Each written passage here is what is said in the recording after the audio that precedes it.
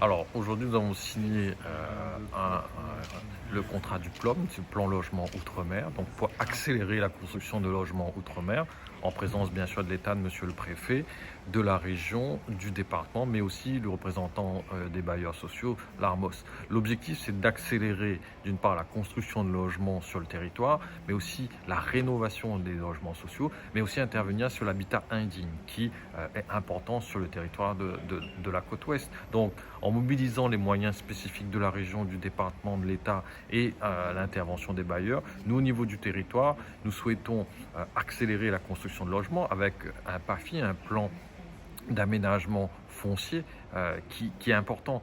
Plus on arrive à maîtriser ce foncier avec l'établissement foncier de la Réunion, plus on arrivera à créer des logements. Et puis nous avons innové aussi avec un office foncier solidaire.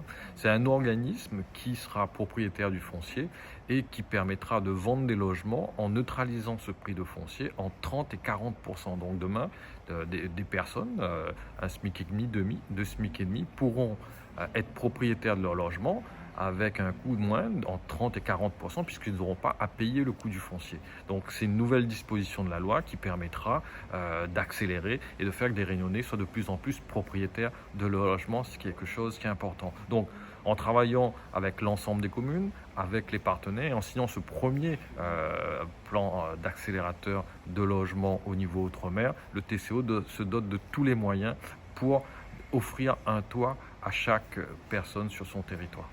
Quand on construit les logements, que ce soit les logements sociaux, LLS, LLTS, les PSLA, de l'accession à la propriété, donc c'est toutes les typologies de logements qui sont en question, que ce soit de la location, mais aussi de l'acquisition.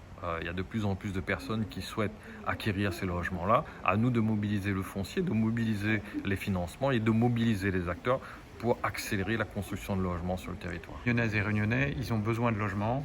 On en produit beaucoup chaque année, on en rénove, on essaie d'améliorer le parc privé aussi, mais c'est pas assez par rapport aux besoins des Réunionnaises et des Réunionnais. Donc ce que nous a demandé le gouvernement, la ministre du Logement, le ministre des Outre-mer, c'est de travailler avec les présidents d'intercommunalité, avec la région, avec le département et puis avec les bailleurs sociaux pour essayer de produire plus de logements. Et ça va se faire maintenant à l'échelle de l'intercommunalité, c'est-à-dire de plusieurs communes réunies entre elles, parce que c'est souvent difficile quand chacun travaille dans son coin. Voilà, donc c'est une grande ambition qu'on a. On va essayer de faire que ça marche. On vérifiera si ça marche évidemment, mais c'est une première et ça s'est fait ici à Territoire Côte-Ouest. Alors c'est un budget très important. Il faut voir que chaque année sur la ligne budgétaire unique, c'est plusieurs dizaines de millions d'euros qui sont consacrés pour le financement de logements sociaux neufs, et puis pour la réhabilitation des logements sociaux existants, et puis aussi pour l'amélioration du parc privé. Voilà, c'est des dizaines de millions d'euros qui sont consacrés, beaucoup d'argent qui va continuer à être mobilisé à l'avenir, mais avec la crise due à la guerre en Ukraine, avec le coût des matériaux, il y a eu des ralentissements, et donc on sait qu'il faut se remobiliser, et c'est à ça que sert cette convention.